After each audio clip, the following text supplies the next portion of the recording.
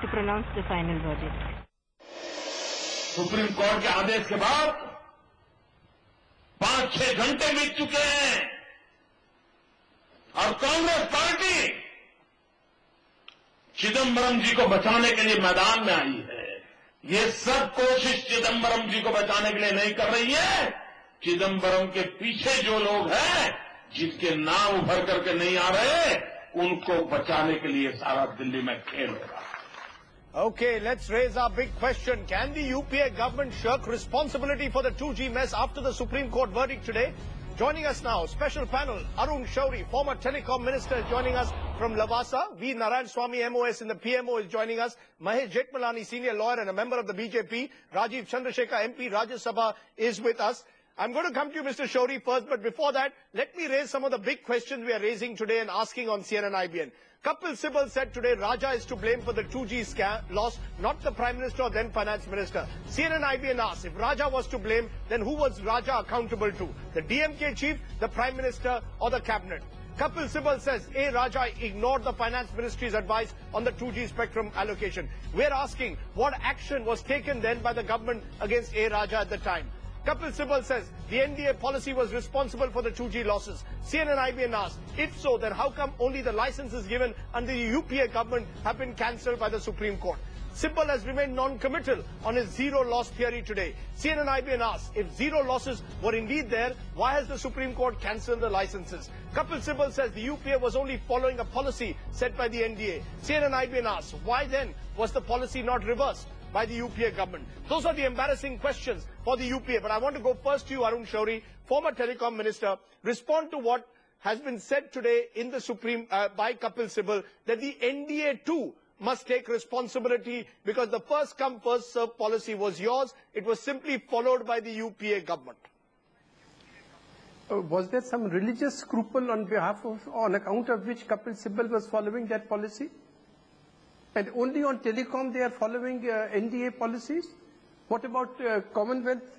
What about this poor army chief? And on Sharm el-Sheikh also they followed NDA policies? What nonsense. Just see what the Supreme Court has said. You just read out, Rajeev, yes, that the policy was illegal, or what they did was illegal, arbitrary, unconstitutional. You show me anything about the NDA like where such words have been used. Yes. Second, there is a principle of collective responsibility. Yes. Third, the entire record shows, and I beg to differ with the Supreme Court on this, the entire record shows that everything Raja did, he did in consultation with and with the concurrence of Chidambaram, and whatever the two of them did, they kept the Prime Minister informed. Right.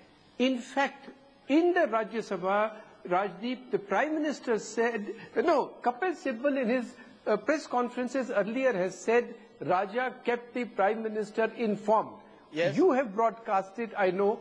Yes, so please play that tape to Kapil Sibal now, that he said Raja kept the Prime Minister informed. Okay, because Prime Minister said in the Rajya Sabha, yes, that these two were, Finance Minister and Telecom Minister, were on the same page. Right. How would he know if they were not consulting each other?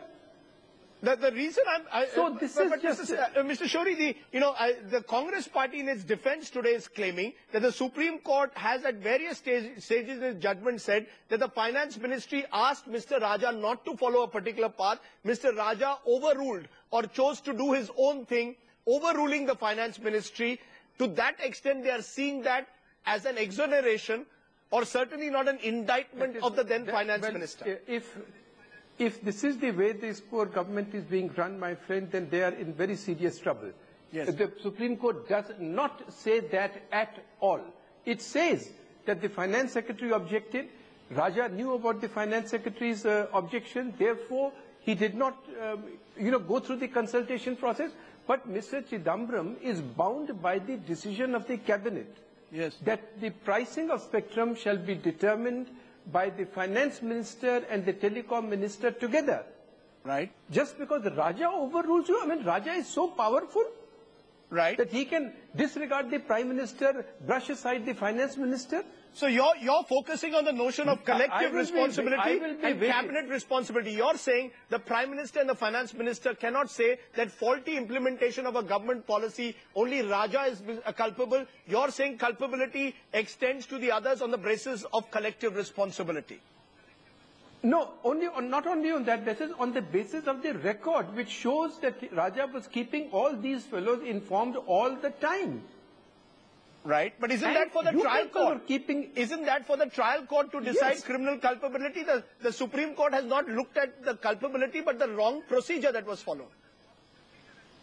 And therefore, for Kapil Sibal to say, precisely for that reason, for Kapil Sibal to jump up and say that the Supreme Court has exonerated the Prime Minister and Finance Minister, you have just put your point on your finger on the point. Yes. That this was not before the Supreme Court, the culpability of these two persons. But the point, Mr. Shauri, is that already parties are calling for the resignation of the Finance Minister or then Finance Minister Chidambaram, calling for the resignation of the Prime Minister. Are they jumping the gun? Has the opposition jumped the gun? Well, should we wait for the trial court to decide on criminal culpability in that sense? My good friend Mahesh Jethmalani will answer that question for the BJP and for the courts. But the fact of the matter is that everybody is following double standards. Yes. When it is Yedurappa, who is still not indicted by anybody, Congress bays for it, no, he must resign. Yes. When it is Chidambaram, he is not indicted, then they say, no, he is not indicted, therefore he should not resign. Yes. You know, this is that, yes, he is a son of a bitch, but he is our son of a bitch.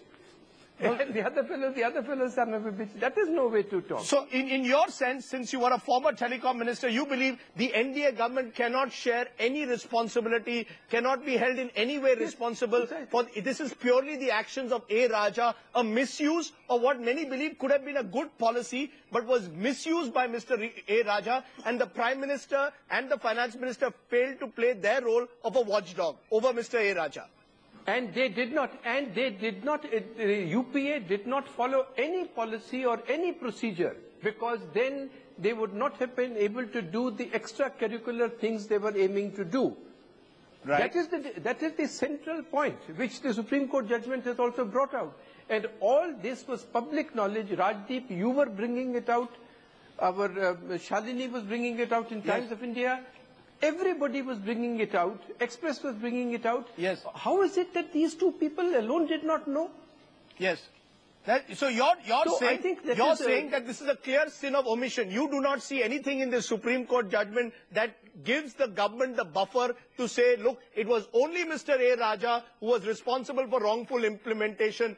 The Prime Minister and the then Finance Minister were not involved at all. In fact, they were writing to Mr. Raja. I will give you, and Rajdeep, I will give you a forecast now. Yes. Both of us talked when this Kapil Sibal came up with a zero loss. That's right.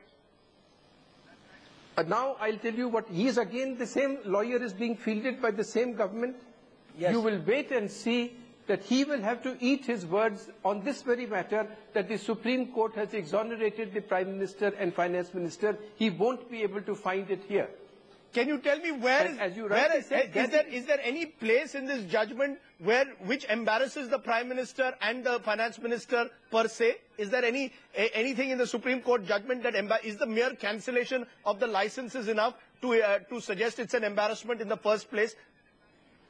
No, actually, the whole fraud which they have documented, which leads to this conclusion that everything that was done was illegal, arbitrary, unconstitutional. Yes.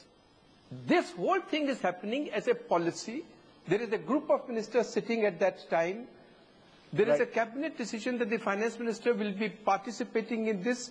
Nothing can be done without him. The officers are writing against what Raja is doing. Yes. The member finance of the Telecom Commission has resigned. Right. Prime Minister's own letter, which the Supreme Court quotes, shows that he was, people were coming to him, the corporate world itself was coming to him and telling him about what is happening. And his office asked that the Prime Minister be kept at an arm's length. Arm's length, yes. Arm's length. Right. There are many memorable phrases that are going to come out of this. Okay. Arun Shauri, appreciate your joining us and giving us your perspective. Thanks very much. for joining us. Arun Shourie, very clear that the Prime Minister and then Finance Minister cannot escape culpability.